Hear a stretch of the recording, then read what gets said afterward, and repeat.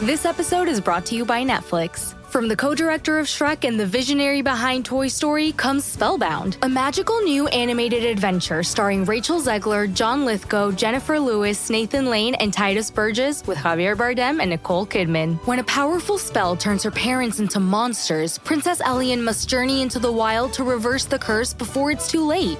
Watch Spellbound, only on Netflix November 22nd.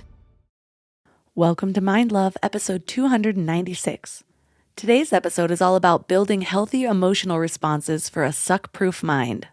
How do you actually build resiliency? And resiliency is that bounciness. It's not how tough you are. It's not how strong you are. It's how flexible, how agile you are. And one of the aspects of this is, can we reconcile our upbringing? Most of us, we don't know how we grew up really informs our patterning and really informs how we even process certain emotions. So if we saw growing up our parents acting instinctually and acting out and not having healthy ways to distribute their emotions when they get angry, but it's different to get angry and actually sit with that anger, feel it, express it, take a pillow, scream at it, to allow it, but not allow it to fully consume you. So it's what we do with that emotion and how we process it in a healthy way that actually builds resiliency. Turn up your frequency with Mind Love.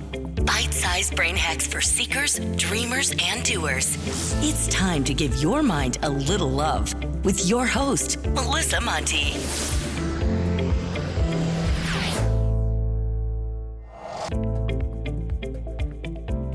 If this is your first time giving your mind a little love, don't forget to hit the subscribe button. Mind love is a habit, and the more you give your mind that love and intention, the better you'll feel about yourself and your life. Plus, it's really a win-win because more subscribers means Mind Love attracts even more amazing guests to bring you their wisdom. So don't forget to subscribe. How do you handle life's sucky moments?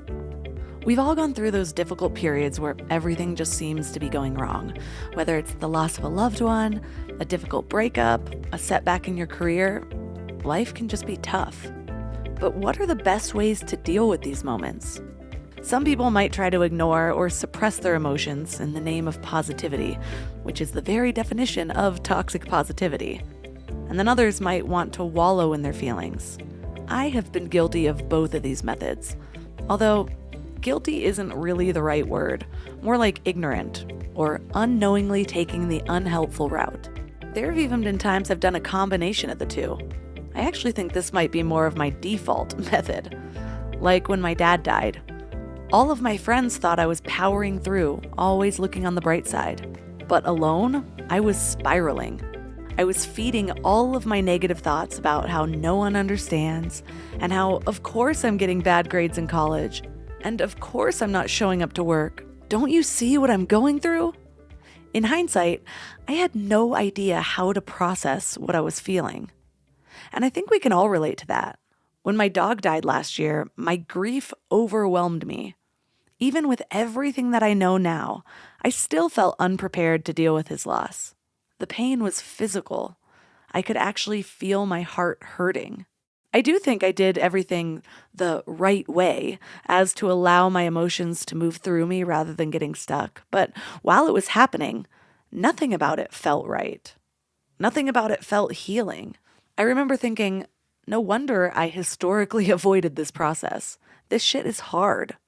I had also given up drinking the year before, so I didn't even have that to fall back on. I had evolved past most of my ways that I used to numb. And my only option left was to just feel it all. So I get it. I get why it's so common to avoid the hard things. The problem is, the easy route isn't actually that easy in the long run. If you don't properly process your emotions, they get stuck and they can cause all sorts of negative consequences, from depression to anxiety to physical illness. So today we're talking about a better way to approach these difficult moments by finding their magic. And our guest is Neeta Bhushan.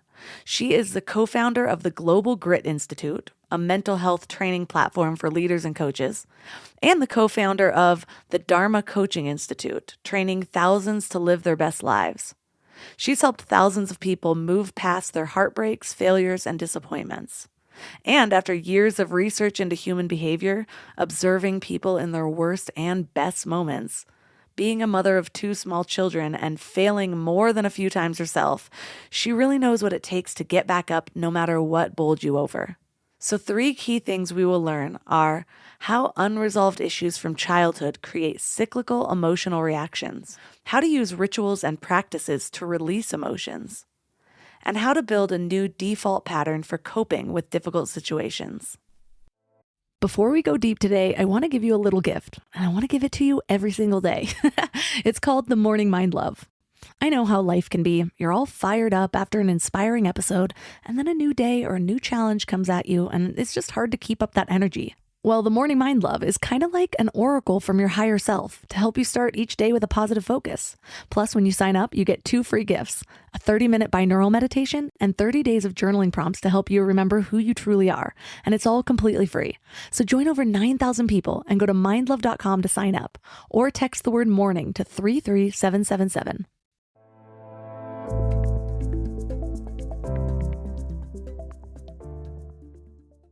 And now let's welcome Dr. Neeta Bhushan to the show. Hey, it's so good to be here, love. Thank you so much for having me. I know, it feels like it was meant to be. We've met before, didn't know it until we were prepping for this. So I'm excited to get to know you on a different level. So I'm curious, what inspired your recent work in basically embracing the chaos and the mess that is life? Oof. I feel like this book was a culmination of everything that I had, the life that I've walked through, lived through, and it really didn't bubble up to the surface until I was actually entering motherhood. And, in fact, quick story, I won't share all of that story because I know you're fully pregnant. Oh, you share it. I need to know what I'm getting into. But this is your second though, right? Yeah, second. This is your second. Okay, fine. I would probably preface this if this was going to be your first. But I think for so many listeners in the room, you have this idea that you're going to have this, everything's going to go to plan. And for me, I had a very visceral and firm belief that I'm like, I am not going to go to the hospital for my birth. And so, and I think that for so much of my prep, I pretty much got into this like PhD mode of all things natural. And of course, we were living in the bubble of LA at the time, which I feel like you were there at some point as well. And so within kind of like the whole world of everything natural and all the things, and everyone was just, you can get your hands on whatever you want, basically being in LA and being pregnant and wanting to go the natural route. And so my husband, who's actually from India, funny story, he's just like, and coming from the Indian culture, like my dad was Indian as well. And he's like, like, why are we going backwards in time? Like from when my family was like, my mom did that. We're living in the States now. Like we can get actual proper care. Like this is what all of, my community comes to the US for. And so, it was like a big thing until I finally got him on board that we were going to do this like home birth, natural. It was going to be an orgasmic birth, all of those things. Well, guess what? That didn't happen. In fact, I had the very opposite of that experience. And leading up into it, I was just so against all of these other things. I'm like, nope, it's going to be this way and it's only going to be one way. Right. And so when I feel like we're so caught in this idea of what we want in our head, this like full, whether it's, that house that we wanted or that relationship that we thought that was going to end up in this like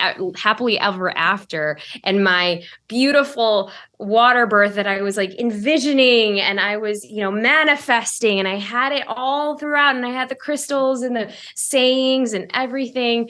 And it was a beautiful kind of reckoning with some of the biggest fears that I hadn't necessarily dove into. And that was, because I had grown up watching both of my parents and brother go through their own journeys of medical diseases that we couldn't control. And my mom passing away early at the age of 16. I was 16 of breast cancer. And then a year later, my brother dying of an asthma attack just randomly as a sophomore in high school. He was 15. And then 2 years later, after that, we would be pulled into a hospital setting again. Mind you, the same hospital, all three of them perished. And my dad would get the diagnosis of lung cancer. And so he died when I was 19 and 10 months after that diagnosis. And so for me, I had to reconcile in the heat of the moment of when I was birthing and this baby wasn't coming out naturally. In fact, my labor was stalled for 5 days. And my water broke. It was all of these things. It was raining in LA. I mean, this could have been out of a movie. Like, this was everything that you thought of in a movie. And I just surrendered and I said, I have to go face the place that I never, ever wanted to go. And I think that for me to finally surrender into that moment was welcoming what I was so afraid of and the fear of, going to this place, which in my mind only signified death up until that point. I had to reframe what I had in my heart and what I had in my head. And my backup OB was in Compton that day. He was at MLK Junior Hospital. Funny enough, we're talking about that. And it was obviously, if you don't know about Compton, it's a shady part of town in LA. And there were 3 metal detectors just to get into the hospital. And by the way, at this point, I was like, I need to be somewhere now. My legs were giving out. It was a whole thing. And I was just once we got there, all of my fears that I had totally went away. And I literally surrendered, and it ended up being the most beautiful birth. It was a teaching hospital. And so we had 20 interns. It was like we were the show, but it felt so good. And it felt so good because I finally reconciled what I was so afraid of. And so that really, this evolution of this book, that sucked. Now what? How to embrace the joy and chaos and find magic in the mess. That was literally my birth story and my ushering into this next phase of motherhood where, yes, chaotic, absolutely. Yes, all of the feels, absolutely. Big T traumas, no, not as, and to really allow me to embrace the chaos that I had grown up with, but now it's all in a different way. Now it was real time every single day, daily dose of you didn't do the bottles right. Oh my gosh, it's not sterilized too. Why did you leave the diaper on for this long? Are you out of your mind? So it's reconciling those things, but not having the heart-wrenching, oh my God, is somebody going to die feelings. And that was the beauty of coming into this next evolution of motherhood for me.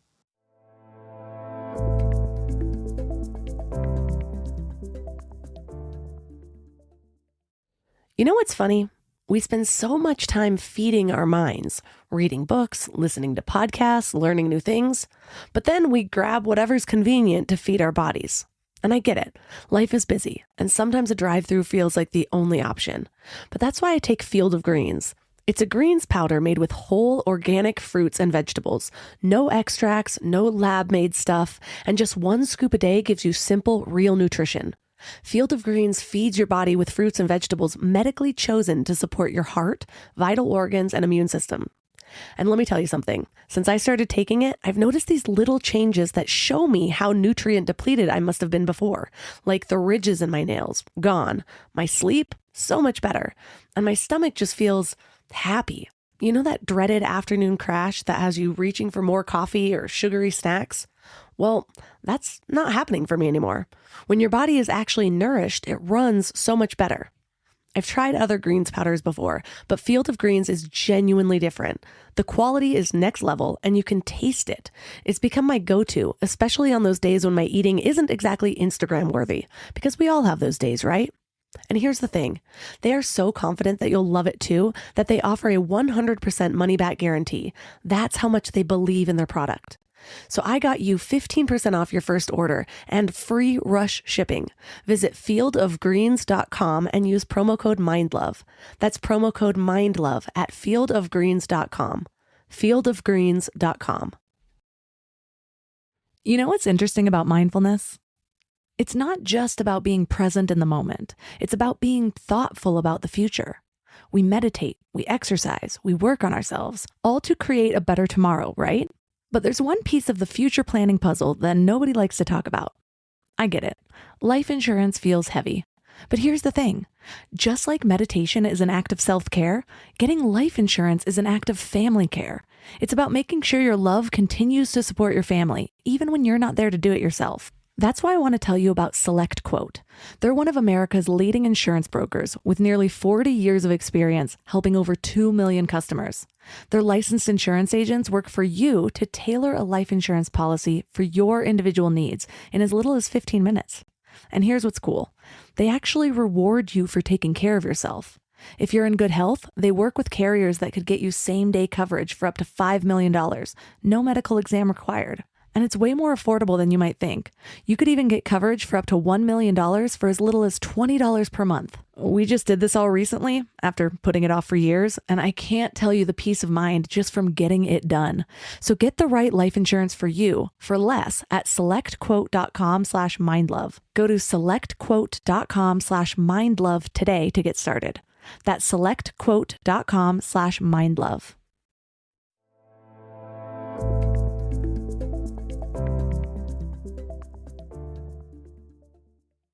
I love that story. I can relate so much. I've been very distrustful of just the medical industry for a lot of my adult life since my dad died when I was 19.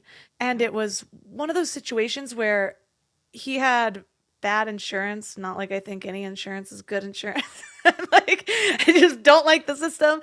But he had his back was in pain, and so they just kept prescribing him Vicodin, and then his belly got big, like it looked like he was a couple months pregnant, and they said it was bloating because of the Vicodin, and then they found out 3 years later that he actually had a tumor, a large tumor in his stomach, and he had lymphoma, and if they would have caught it when he first started going in, instead of accusing him of trying to get overprescribed Vicodin, then we may have been able to save him. And so after that, that's when I got skeptical. I went down the holistic route. My first baby was supposed to be born at a birthing center, 4 days of labor, had to transfer to the hospital, same fears.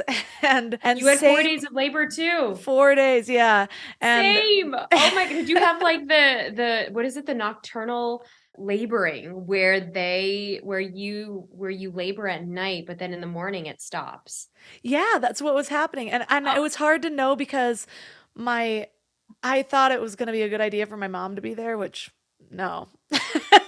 Same. Oh my gosh, same. I had my in-laws come in from India for the first time to the US. Oh my gosh. And then I just felt like I needed to like entertain or something like that. So it would pull me out of my mindset. And I chose a birthing center because they don't deliver babies up in Big Bear, which is weird, but you have to go down the mountain anyways. And so I was like, well, this one's at least across the street from a hospital. But when I finally did transfer, my midwife said, you're going to want to go to this other hospital if you want them to honor your wishes. If you go to the one across the street, it's going to be their way. So we still had to drive an hour. Contractions were like a minute and a half apart. It was intense. But when Bravery is my baby's name, when he finally came. No way. Yeah. Oh. It was a beautiful experience. I was glad I didn't feel afraid. Like a lot of times when I go to even a doctor's appointment, I feel like resistance already comes up because I've convinced myself that they're going to be trying to push something on me that I'm going to be saying no to. And yes, I'll be honest, that happens almost every time I go. But Really? in this situation, I had some people that ended up making it a lot easier for me. There were a couple things I had to fight for, but otherwise it ended up being overall great. And I actually felt safe there in comparison because there were so many days during my labor. And I honestly, at that time, I feel like my midwife could have given me more information because I didn't know what to expect. And I was like, well, why aren't we doing more cervical checks? Well, my water broke first and it was everywhere. It was like a big, it was like a movie scene. Like it wouldn't stop. And I heard that didn't happen. And I'm like, apparently it happens to me. And so at the hospital, they were all about, well, you're likely to have an infection. Like they're acting like it was like a 98% chance. And I had to like pull up studies and show them it's a 0.5% of a chance regardless. And it goes up to 1% of a chance of infection. If your water breaks early, like it's not this big deal. I'm not taking your antibiotics. But yeah, that's why my midwife wasn't doing cervical checks. But I think she was trying to keep me calm and not telling me certain things. And I'm just not that kind of person. I'm like, tell me everything and that'll keep me calm. So anyways, it ended up being a beautiful experience. And I was really glad that I got both sides. I got half of a birth center experience and I got a hospital experience. And I think for me, because I can get the more research I do, the more I really believe that I'm right.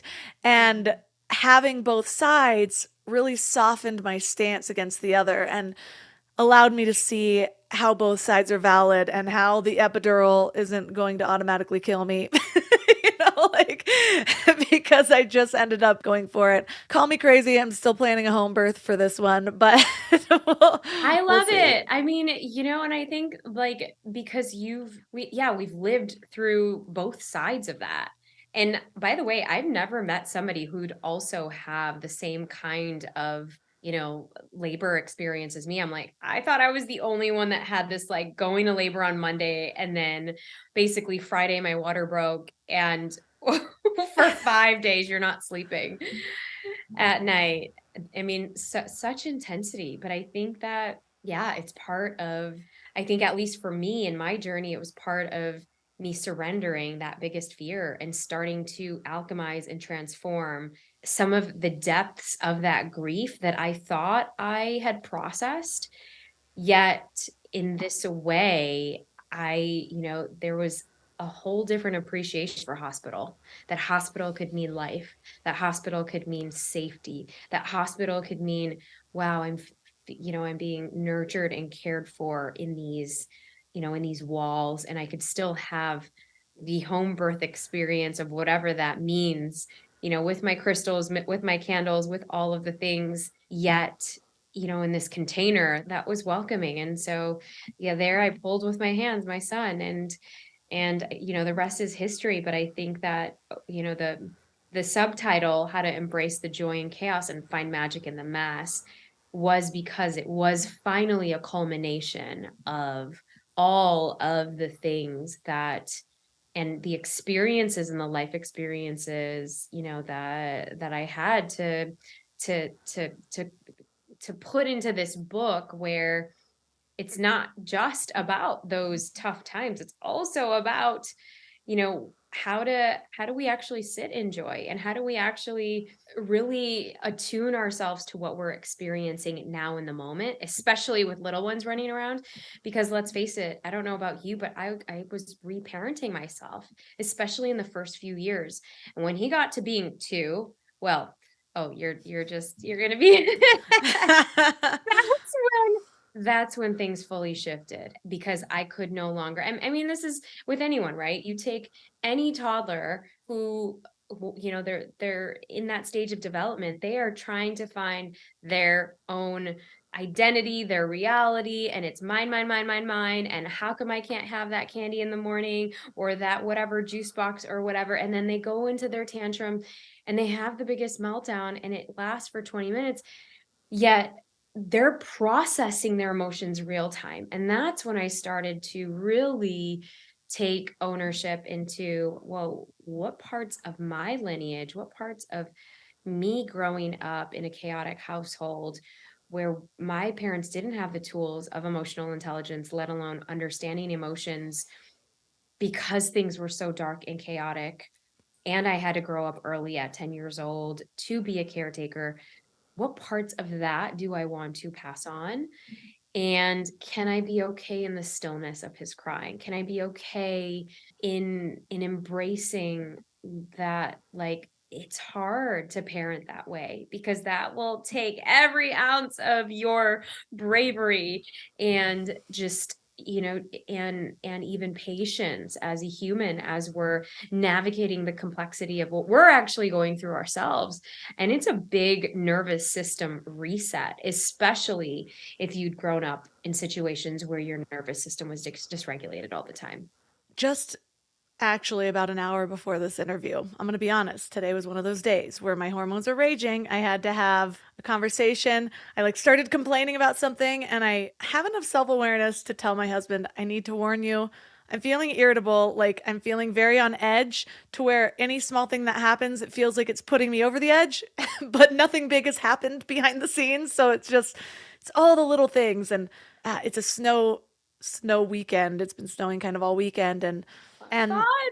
we have the HOA will get their mower things, and I was trying to record something, and I'm irritated at that. And then next door is rented out and they're making more sounds than normal, and I'm irritated about that. And then I couldn't figure out what to eat, and I'm just okay, this is a lot.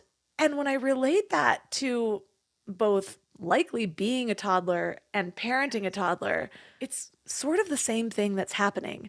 My internal self, maybe my inner child, is throwing a tantrum, and this higher level of me has to breathe through it and act like a real grown adult instead of just complaining about everything and sinking into this version of myself that I know is not going to make me feel any better. I'm going to think it does by sinking into it, but instead I'm just going to spiral myself into some negative thing. And so we were just talking over lunch, and I'm just I just have to keep reminding myself that this pregnancy has been easier than the last one as far as hormones, not as far as anything else. But I still have my days. I don't always feel like this. It's not always going to be like this. And I think that's the hard part to get out of when you're in that magical moment of suck. It's this has always been a problem, because it's not like it's just this one moment. Your mind makes meaning. And so you bring back every other time you've ever felt that way, or every other time this has happened. And so my toddler will be screaming, and I'm just how am I ever going to survive this phase? And I'm 7 minutes ago, he was an angel, and he came up and gave me a kiss without me asking. What? In 12 minutes, he'll probably be fine, And so just those little reminders that can help you see the bigger picture when you're in that moment.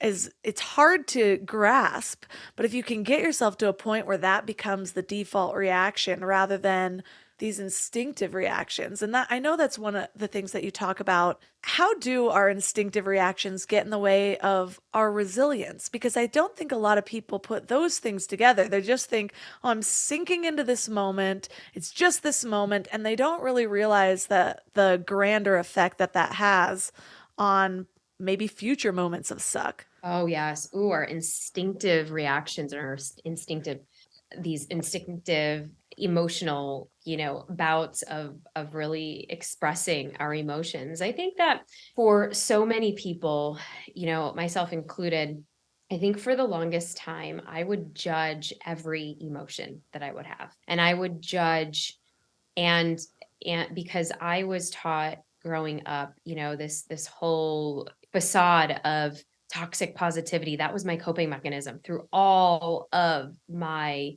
losses. And it had its pros and cons, right? I think many times with toxic positivity, we're constantly, and if we're in this work, we're constantly looking at the silver lining, yet we're not allowing ourselves to embrace, and many times we bypass how we're really feeling because we're faking it till we make it. We're saying, okay, yeah, it didn't go as well as I wanted to, but you know what? There's next time. And so there is definitely a point to that for sure. It's valid. It needs to be there. And hey, it helped me get through some of these tough times versus leaning into other coping mechanisms, like maybe addictions and I was addicted to work. That was another thing too.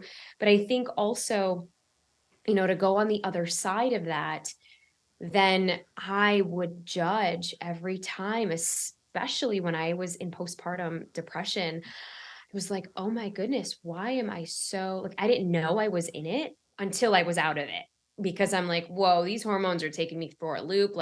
how am I being this like vicious person? I had never experienced the amount of like rage that was coming up. And I'm like, whoa, what is this? And I could only, recall because I had never experienced that amount of anger and frustration. And there were so many like figuring out my identity as a mom in this stage and taking this like back seat and allowing myself to receive support and help, because for so many years of my life I was the matriarch. I was like bringing family members together, bringing everyone together, and for the first time I couldn't do, meant I had to go deeper, and it meant that I had to see, oh, am I worthy of your love? For you to come all the way from India, for my aunt and uncle, who were my bonus parents, helped raise me. They came all the way from Chicago, but I was just shoving everyone away because I'm like, no, I'm the one who usually takes care of you. And I wouldn't let anyone in, because that would mean for me to ask a different question. Am I worthy of that love? Am I worthy of not doing for the first time? And that was scary. It was scary in all the ways. And I realized, in definitely doing all of this work, I realized that many of us, because of how we have been raised, and I talk about this in a whole chapter 2 or section 2, part 2 of my book, how we build our bounce factor, because our bounce factor is comprised of 4 parts. And the way that I talk about your bounce factor is, how do you actually build resiliency? And resiliency is that bounciness. It's not how tough you are. It's not how strong you are, contrary to what we've been told, right? Unpopular opinion. It's how flexible, how agile you are, how in Latin, how bouncy can you be? And one of the aspects of this is, can we reconcile our upbringing? This is part 1 of this 4-step framework that I have, that I go deeper in this book. And I'll share the backstory of that in a little bit. But what I want to get to is, most of us, we don't know how we grew up really informs our patterning, and really informs how we even process certain emotions. So if we saw growing up our parents acting instinctually, acting from a place of and acting out, and not having healthy ways to distribute their emotions when they get angry, when, it's different to get angry and you're going to punch a wall. But it's different to get angry and actually sit with that anger, feel it, express it, take a pillow, scream at it, right? I have all of these different tools in the book to go through that, but to allow it, but not allow it to fully consume you. So it's what we do with that emotion and how we process it in a healthy way, right? That actually builds resiliency. It's easy to get frustrated and scream at everybody and let it out and emotionally dump on everyone. That's not what I'm saying.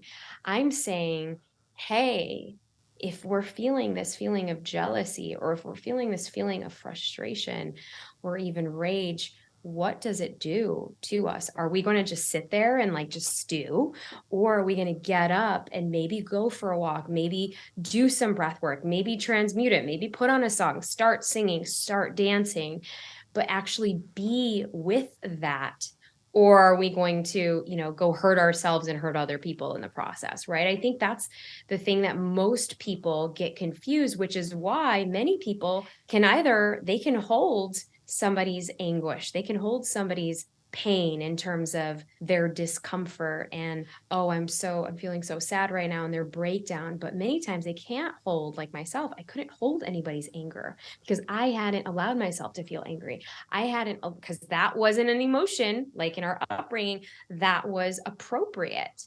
And so then we grow up thinking, oh, our kids shouldn't have that anger. Well, there's healthy ways to be able to experience that healthily, right?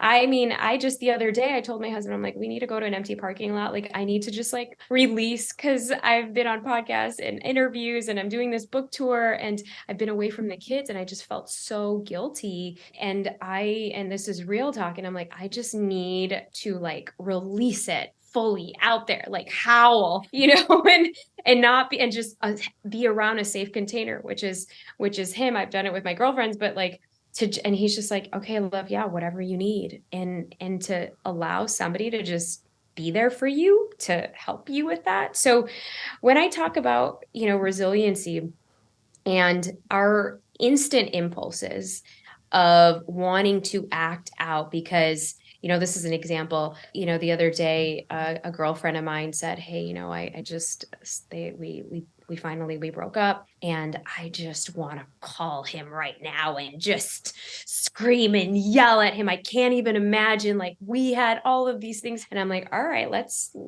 calm down before you dig yourself into a hole right now and do something you will regret. That would be acting out of impulse. But instead, what if we did the opposite?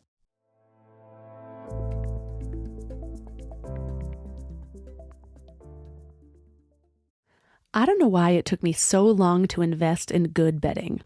I resisted it for years, but something flipped in me about 3 years ago. And now I'm basically a pillow connoisseur. I've tried them all, and I get weirdly excited about good bedding. Because here's the thing, we spend a third of our lives in bed, and the quality of that time affects literally everything else, which is why I'm so excited to tell you about my latest obsession, Lagoon Sleep Pillows. What sets them apart is their matching system. You take a quick 2-minute quiz about your sleep style and your preferences, and then they match you with your perfect pillow. I was matched with their Otter pillow, and I am so impressed. Lately, I've just needed more support, and this seems to cradle me in all the right places. I'm also low-key obsessed with their travel pillow, which I use for way more than just travel. I actually hug it, use it as leg support, and of course, take it on trips with me. Well, the secret is in their adjustable fill. You can add or remove it to get that perfect alignment for your spine. A study even found that the right supportive pillow can improve sleep quality by 63%. And Lagoon lets you try their matched pillow for 100 nights risk-free. Free returns, no questions asked. Falling asleep has never been easier. I toss and turn less and just wake up feeling refreshed every morning. Go to lagoonsleep.com and take their awesome 2-minute sleep quiz to find your match. Use the code MIND for 15% off your first purchase. Add $179 million in total cash prizes. Mom, what are you doing? Mix in 3-parts bills, bonus boxes, and multipliers. Is this some kind of recipe? Gradually stir in a ton of excitement. Oh, you're trying to make Ohio Lottery holiday scratch-offs, aren't you? Stop overcomplicating things. Just go buy all your favorites like Holiday Cash, Holiday Lucky Times 10, and Merry Money. Oh, that is easier. Uh-huh. Now help sift non-winning tickets into My Lotto Rewards for a second chance to win. Play Holiday Scratch-Offs. Lottery players are subject to Ohio laws and condition regulations. Play responsibly.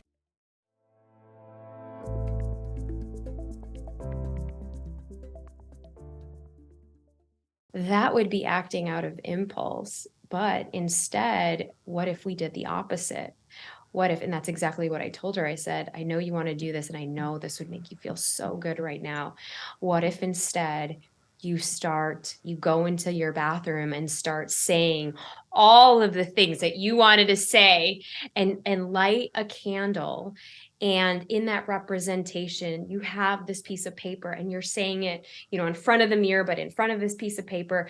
And then you take that energetically and you crumble it up, and then you light that thing on fire and let it burn all the way. I mean, this is another ritual and practice that I have in the book, but an energetic letting go of whatever that representation was can look very different than actually just cussing out your ex that probably doesn't deserve you anyways. And so these are some healthy examples of how we can actually transmute. There's a emotional release practice in my book where I actually go through, the first step is, connect to your mind body. Basically take your hand, put it over your heart. There's not the pledge of allegiance, but basically, when we're connecting our mind to our body, we're signifying, oh, okay. It's like that embrace that we wanted from our parents when, we were coming home from a bad day of school and we just wanted their embrace. We just wanted them to be there. Well, we can be there for ourselves and just catch that and hold that and say, all right, we're going to be okay. But to then bring up the suck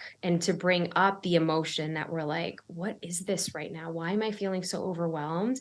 All right, feel it. Where is it feeling weird in your body? Is it feeling like all tangled up in your stomach? Is it feeling all tangled up in your head? Are you feeling it in your throat where you can't properly like speak clearly? Are you feeling it in your head and chest? Like, where is that? And then breathe into it, right? And then I usually use a ridiculous song, but I have a whole ridiculous playlist, and many of it is these songs that I use with my kids. Literally, Cats and Boots, download it. It's a great playlist. But I'll play, usually right now we're playing Dinosaur Dance. And, it's like EDM, but for kids. I mean, Melissa, you love it. It's so ridiculous, but it's great because you play it and you're like, okay, flap your wings like a pterodactyl, and it's just hysterical. But you can't necessarily hold all that tension with, and I, it's a practice where I then stand up because we want to move the energy, and I stomp around and I move around. And if my kid is around me, I'll pretend that, sure, we're stomping out the dinosaurs, but we're stomping out those feelings to then release it. And you can create your own emotional embodiment practice. I have ways to do that if you don't want to listen to dinosaur beats music, but drum circle and even, belly dancing music to shake it all and to transmute it all. There's scientific benefits of how that just resets our nervous system because we're shaking, we're moving the energy. That's why rebounders were so big, because we can jump on those trampolines and let that energy go and start to transmute it. So, so these are just some of many ways to start to integrate your resiliency. I love all that. There's so much that I relate to. You were talking about how we don't realize how our upbringing will affect the way our nervous systems are acting now. And it's funny that you brought that up because it's something that I've been revisiting recently, because I had a lot of trauma. A couple years before my dad died, there was sexual assault. My dad died. More things happened, downward spiral. So I have You had a sexual assault? Yes, and when I was 15 and 17. Goodness. And so I was already dealing with a lot, and I was actually kind of handling it with toxic positivity. My dad used to pay me to read self-development books, and now it's something I like. I so wish, I actually just had a tearful moment the other day because I so wish we could have been adults together, because he's the only one in my family that I'm realizing now is like me, which is so ironic because the whole time I was growing up, I thought my dad was so different. And so anyways, he would pay me to read these books and write reports on them, and I would get $50. And so No my way. my first That's self-development a great books. way. Yeah. That's a great way to do that. And so I had these little tidbits. The things that stuck with me were like mind over matter, and everything's about your mindset. And I remember thinking about that and thinking like, none of this stuff is going to affect me, including the death of my dad. And because of that, the emotions had nowhere to go. What I did not understand was that ignoring them doesn't make them go away. Yeah, they might not show on the outside, but they're going to manifest in other ways. And so instead, I was dealing with a lot of trapped emotions, and that was coming out in decisions that were basically self-sabotage. And so because of this period of my life that was so traumatic now looking back, and has been really what my whole healing journey was overcoming, I had forgotten to look before that. And I recently did a session with Lion Goodman, who was on this podcast, around clearing beliefs. And we went back further. And at first I was thinking, no, you don't understand. All my stuff is right here. And then we went back further, and I ended up bringing up so many things. And not to talk down on my childhood, comparatively, I had an amazing childhood, but we're all going to have these things, these ways that our parents dealt with us, despite how much they loved us, despite how hard they were trying, because they didn't have the tools, or because they were having a weak moment. Just like I'm sure my child is going to have when he's older, Yes, I have more tools, but doesn't mean I'm perfect. And there are times where I react with something and then I'm like, oh man, I hope that doesn't leave a lasting mark. His face looks shocked because mommy turned and said, "Mommy, we'll get to you in a minute," or whatever it is, and voice all squeaky. And so anyways, I've been revisiting these little things, and they might seem minor. And I think a lot of times that's what, not necessarily a mistake we make, but a misconception that we might have is like, oh, well, I had a good childhood, so none of this stuff is affecting me, versus We all have things. Versus, yeah. I was even gonna say versus like bypassing that, because we're Yeah. so taught in this kind of work, when we dive into the work, we're taught that, okay, yep, I know the tools, mind over matter, I'm not gonna feel it. And so that's the issue with that I have with, a lot of the growth books. And when we get into the period of growth, you are human. You're going to, especially when you're in these interpersonal relationships, if we're, meditating like a monk on a mountain, maybe we won't, because we'll be able to regulate our nervous system so much, and we're not relating with others to draw up our mirror and the things that we still need to heal when it comes up in a relationship. It's so much easier to control us, but then what if we're, in that soup with somebody else, with your child, with your mom, with your colleagues, team members, etc. That's where all of that stuff comes up, and that's where we get triggered, and that's where we have to go in and deeper and deeper. And that's the beauty of even one of the frameworks that I talk about in the book, Fly Forward. It's not that when you have a fall, because the first step is a fall, and then step 5 is thriving, it doesn't mean that you're never going to have a fall again. It's just cyclical. And even if you're thriving, you can still have a fall. It may not be as bad as the very first time where you had, got slighted, or you got bullied, or you couldn't stand up to speak your truth, or you had a loss or a diagnosis of medical condition happen. But maybe it's something else. And how are you going to cope with that and even climb out of that suck to fly forward past it? I love that, because one of the things that is my sort of trigger when I'm in that moment, because you're right. A lot of times our first reaction is just to kind of spew all these emotions. And it's like, well, at least I'm feeling it. I will say the self-development books available to me back then, when you think about it, most of them were in the masculine, so it makes perfect sense why we bypassed all of these other things. Now, thank goodness, we have access to more feminine energies that help us access that power. And that's a big part of processing the emotions so that they don't get trapped. And processing them includes feeling them and releasing them and giving them an outlet. And so I try to remember that. I remember years ago somebody telling me, you are spiritually responsible for your own energy. And when I think about it that way, then it's like, yeah, it's so easy to just sort of like spew out my emotional discharge onto somebody else. But I think that's when karma kind of gets involved, where it's like, okay, well, now I just brought my husband down with me because I needed somebody to complain to. And, this feeling that I'm feeling is suddenly now going to come out as him putting everything in the pantry horribly and why are you making my life so hard type thing, versus how you were talking about, yes, he can still be a support system, but bringing him in a way that supports rather than is the receiving end of that emotional whatever. And so that's even what I was just doing before this. I could feel myself wanting to blame him for whatever I was irritated about, which I can't even remember a couple of hours ago.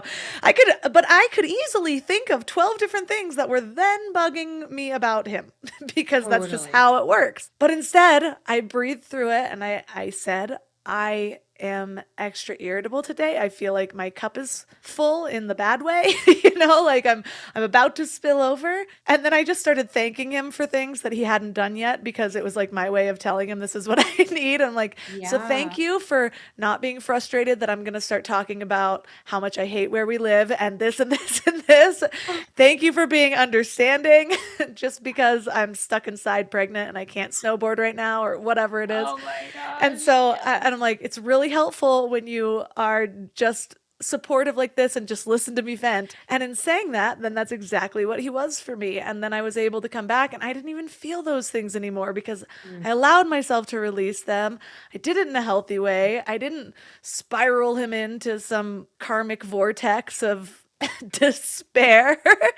And we kind of worked through it together. And another thing I've been doing is saying things like when I actually do feel mad at him, like when he's the trigger, I'm just going to say, I feel angry at you. I don't know if it's logical, but I just need you to help me work through this, rather than here are all the reasons that I'm mad at you.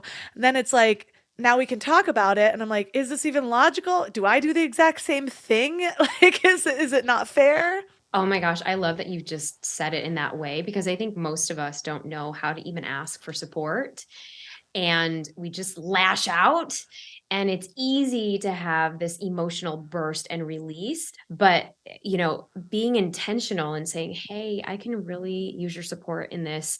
I'm feeling this way, so taking personal responsibility for the way that you're feeling, but then also inviting somebody who has the capacity to hold that space for you, hold that container for you, whether it's friends, family, family, but your partner, if they're in that same wavelength with you, then to ask them. And many times we just don't know how to even bring that up to their awareness, to even say, hey, I'm actually going through this and I need your support. So yeah, it's I love that you just said it in that way, because I think it changes everything when we can actually allow ourselves and allow our partners to be part of your processing.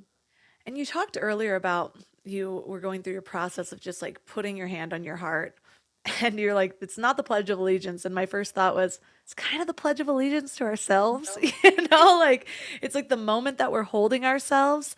And that's one of the things that I've been trying to create as a default pattern, because that's what I've learned over the years is like, at first it's like, well, this takes so much work doing it this way.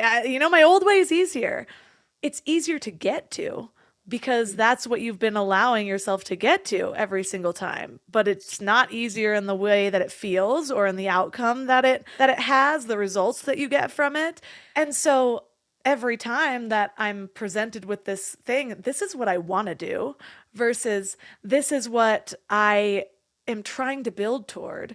Then the next time it gets a little bit easier. And the next time it gets a little bit easier. And then before you know it, that's one of your default patterns. Yes, you're still going to have slip ups, but you're going to realize that the work you did made this so much easier.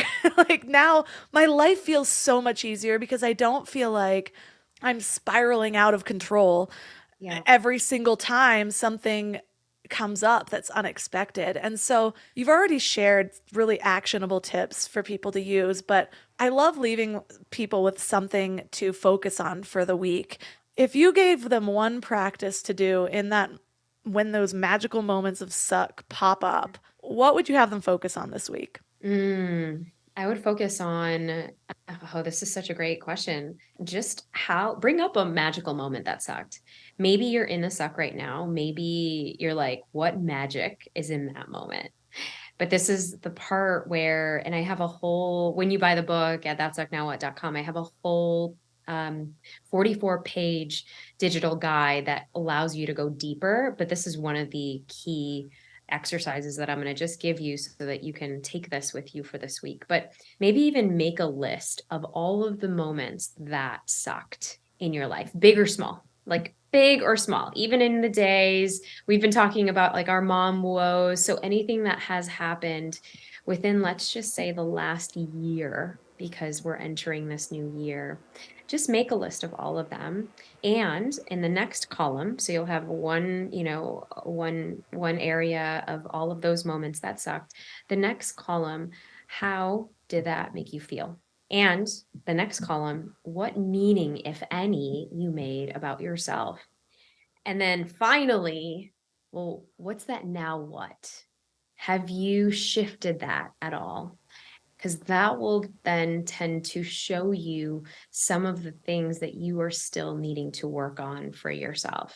I love that. And it's so helpful just because anything where you can step out and see the big picture of things overall, it starts to show you, wow, I actually remember that time and I thought that my life was over. And I'm still here or whatever. And you're able to kind of see the patterns of how you handle things, but also that you survived them all. And so for listeners that are interested in learning more about you and your book, where's the best place for them to connect? Oh, yes. Well, I totally hang out on IG, Neeta Bhushan. So NeetaBhushan. I'm there all the time. But if you wanted to just grab a copy for your friend, grab a copy for yourself, our best learning is when we can do it together. And what a gift to be able to like dive into sucky moments together. And when you both get a copy, even if you just get it one for yourself, you unleash the digital practice, which is the 44-page guide. So this is the digital workbook that comes with the book, That Suck Now What, and a 5-day fly forward meditation visualization practice so that you can constantly revisit this, and you have the 10-minute audios every day for 5 days. We start out with healing relationships, which is the most precious commodity. And then we go into day 2 is all about where we're leaking our energy, especially if you're former people pleaser like myself. And then day 3, it's like, how are we going to tap into that abundance and focus in it on ourselves? And then day 4 is all about brave action. And day 5 is how we start and end with us on the daily. So that's at thatsucknowwhat.com.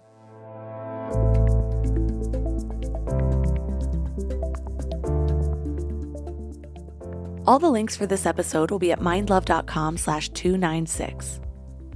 Your challenge for this week is to transform your suck into strength. So you're going to create a page with 4 columns. In the first column, list all of the moments in the past year that sucked. Second column, how did that make you feel?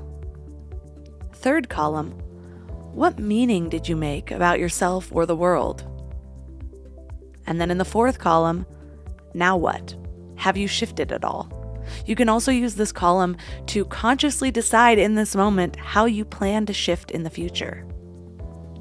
This is actually how we process our experiences. And so many of us don't do it. We just kind of move through, we respond how we naturally respond, how we feel inclined to respond, which is usually an innate reaction that we didn't choose for ourselves. And then we create meaning about the world, and then all of a sudden our world looks a little bit differently because we are giving meaning that we didn't consciously choose. And usually when we allow that meaning to just arise naturally, it isn't necessarily the most positive thing. It can be something like, all men suck, or marriage is terrible, or I am a failure, or I guess I just can't do things like that. But we have the option to choose. We can choose the meaning that we give all of these moments. And this is how we actually create an empowered life for ourselves. We can decide, well, that kind of man isn't what I'm looking for. Or, I need to learn from this and work harder in my next step. Or, I see that I have a tendency for judgment and criticism, so I'm going to work on compassion instead. And we always have that choice. We always have the option to choose what meaning we give a situation. But usually, in order to make the empowered response, we have to consciously choose it rather than just letting our minds do what they do. So let me know how it goes. If you need any help with this, reach out to me on Instagram at mindlovemelissa.